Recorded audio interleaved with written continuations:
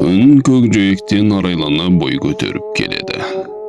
Таңмен таласа тұрған тіршілік иелері өмір атты өзеннің асау ағысына қарай құлаш ұрып кете бермек.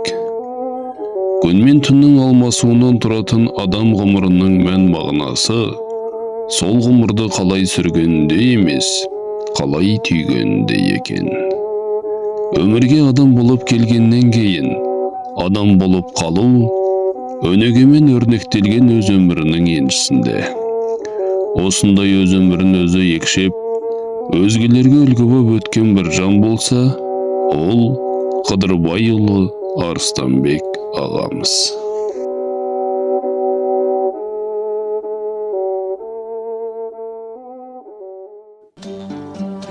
Болмысынан байсалды, жүрегінен мейірімі төгілген, сөзі салиқалы, ісі салмақты, өнегелі ғұмыр иесі 1964 жылдың 3 маусымында сыр бойының төрі Қызылорда қаласында елге сыйлы текті Әлім Қаракесек руының қара шаңырағында Қыдырбай ата мен Балтагүл ананың отбасында дүниеге келді.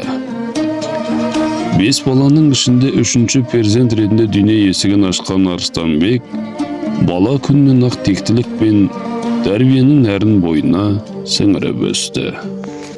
1971 жылғы алғаш мектеп табалдырығын аттаған жас өрен білімге деген ынта жігерімен, тәртібімен көзге түсіп, оқуында үздік аяқтады. Білім таусылмас қазына демекші, 1980 жылы темір жол техникумына түсіп, маман иесі атанып, үлкен өмірге жолдама алды. Қарапайым қала тіршілігімен ержеткен дала баласы, отан алдындағы әскери борышын өтемек үшін әп-сәтте Украин елі Тернопіль, Чертов қаласынан бірақ шықты. Туған жерден жырақта жүріп шыңдалған сарбаз, елі мен жер алдындағы өлшеусіз міндетін ұғына жүріп, бейбіт күннің бағасын терең түсінді. Азаматтық парызын адалынан атқарды. Арыстан ағамыз алғашқы еңбек жолын Ришмас заводында мастер болып бастаған ол, 1991-1997 жылдары Нефтегазстрой компаниясында инженер, 1997-2007 жылдары Бақыт жолы компаниясында, 2011-2015 жылдары Вилсон компаниясының Қызылорда қаласының өкілі, 2015-2019 жылдары Акса Түрік компаниясында табандылық көрсе отырып, адалдықпен қызмет етті. Қай жерде, қай салада жүрсе де, еңбегімен елге танылып, жауапкершілігімен, тиянақтылығыменен, білімділігімен, іскерлігіменен ерекшелене білді. Өмірлік серігі Карима екеуі шаңырақ көтеріп, тату-тәтті ғұмыр кешті. Олды ұяға, қызды қияға қондырған бақытты мекенінде тәрбие алған Сания, Жания, Сұлтан есімді ұл қыздары бүгінгі күнде тектіліктің тұяғы, ата жолының жалғасы болып, көрген жанды сүйсіндірердей білімдерін жалғастыруда. Арыстанбек ағамыздың болмысы өнеге мектеп іспетті. Жан дүниесі сабырмен сауырылған, сөзі орнықты.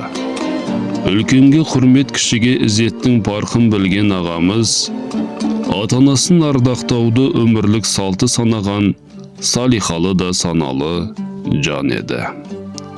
Өте сауатты, ойы терең абзал жан, ортасына мейіріммен, өнегесімен, ұстаныммен үлгі бола білді. Тәрбиесімен танылған тектінің тұяғы ұрпаққа тағылым, ел жұртына мақтаныш. Халқына қызмет етуді мансап емес, парыз деп ұғынып, өмірлік ұстанымына айналдырған абзал ағаларымызды қайран азаматымыз-ай деп еске алып жатқанымыздың өзі елдігіміздің айғағы. Олай болса тағылымды ғұмыр кешіп, сол ғұмырын туған елінің өркендеуіне жұмсаған, азаматтың өмір жолымен тындырған істері жас ұрпаққа үлгі өнеге болып қала бермекші. Егіле еске алатын, Елі мен саналы ұрпағы бар елді өлді деуге болар ма? Жүрегімізде мәңгілік мекен тепкен жандардың жаны жәннаттан, иманы сауаптан болғай.